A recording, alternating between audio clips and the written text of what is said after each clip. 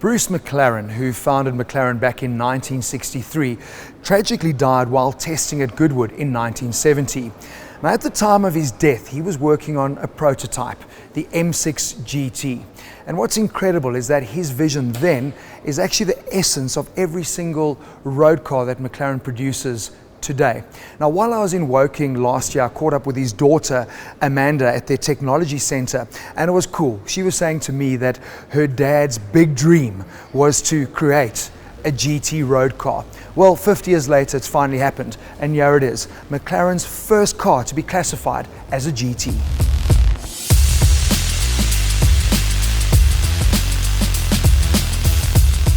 Soon after the world was given their first glimpse of the car at Geneva last year, I sat down with their design director, Rob Melville, to talk GT.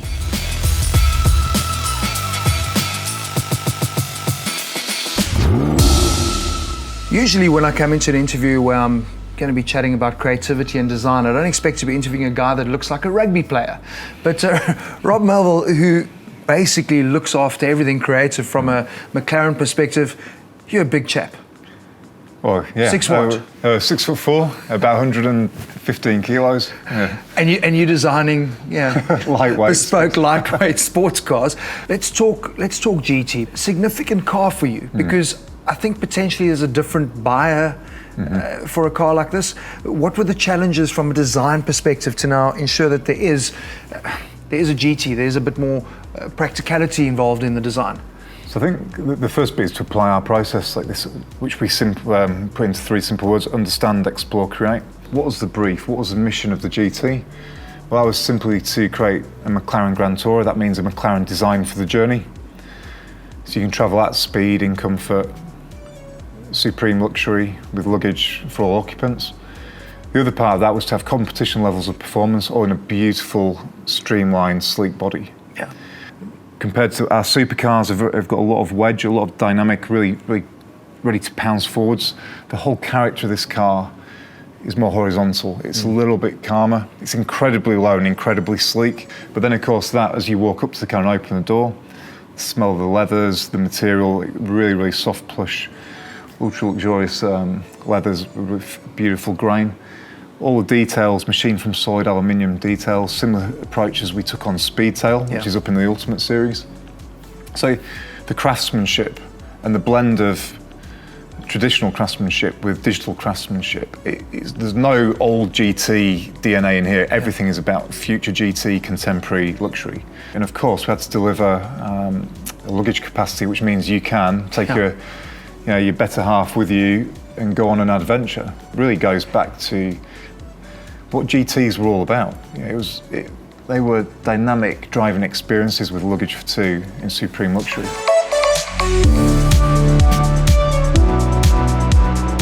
Now, traditionally, GTs are front-engined and rear-wheel driven, and it's for obvious reasons, space. So having a mid-engine layout really does restrict it to a 2-seater only. Of course, the carbon fiber tub remains, but it's been modified. They've added an additional frame at the rear to allow for the hatchback.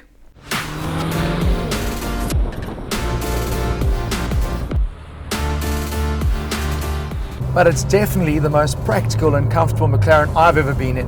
Even accessing into the cockpit is a lot easier, and I guess the slightly raised ride-out does help with that.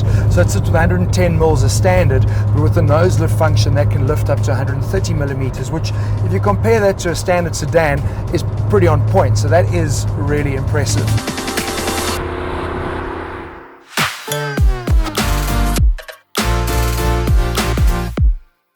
The other thing I noticed straight away is the seats are not designed to wedge you into race mode, but it's a little bit more forgiving on the side bolstering and especially around the shoulder area. They've also added in a hell of a lot more padding. The seats are obviously also fully adjustable electronically and has a heating function. That's all as standard, which is really cool. I also like the fact that they've changed the engine note on this car.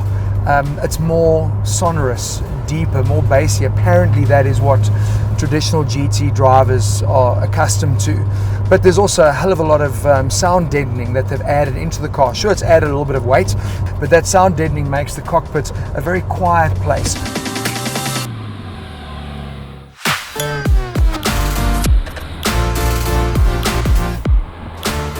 But what's critical is how the car feels from a driving perspective, because as we know, McLaren's got their adaptive dampeners.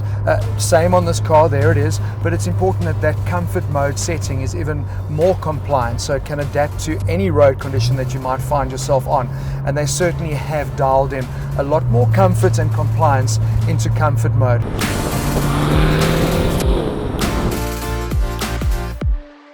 But in general, it's just the entire feel of this GT is so different to any other McLaren I've driven. I've driven a lot of them.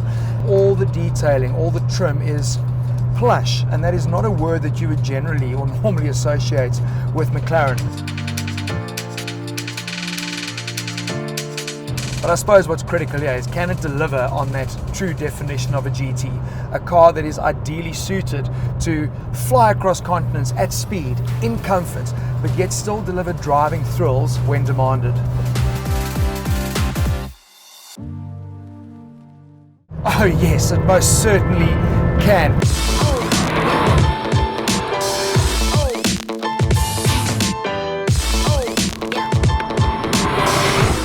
Listen, it's got that 4-litre twin-turbo V8 engine from that mind-numbingly fast 720S, but it's been slightly detuned to deliver a more GT-like driving experience. So essentially what that means is, it's not going to rip your suit off, but it's still going to hurtle you to 100 in like 3.2 seconds. This is still stupidly fast.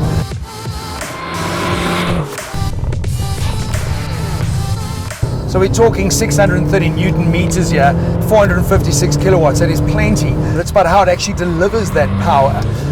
The torque curve is broader.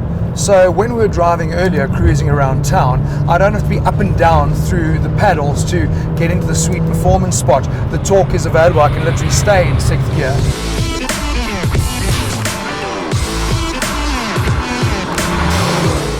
And that 7-speed dual clutch works so well in comfort mode. The change is very smooth.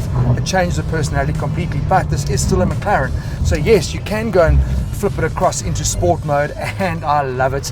A GT that still has a track mode too. And then of course the personalities change completely.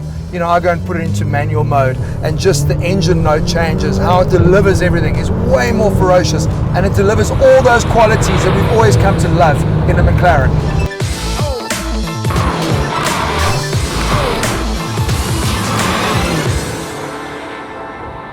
Now the usable luggage space sounds really amazing in litre terms, but just a word of caution, the 460 litres at the back, because of the mid-engine layout, is actually over the engine, so you don't have any depth to play with. The deep part of your boot essentially is right behind the seats, and accessing that can be quite tricky. You need long arms and you're leaning over the bodywork, so be careful for scratching. But what I love is the 150 litres up front, because I think perfect to fit your travel luggage in there, your laptop bag, so real practical benefits.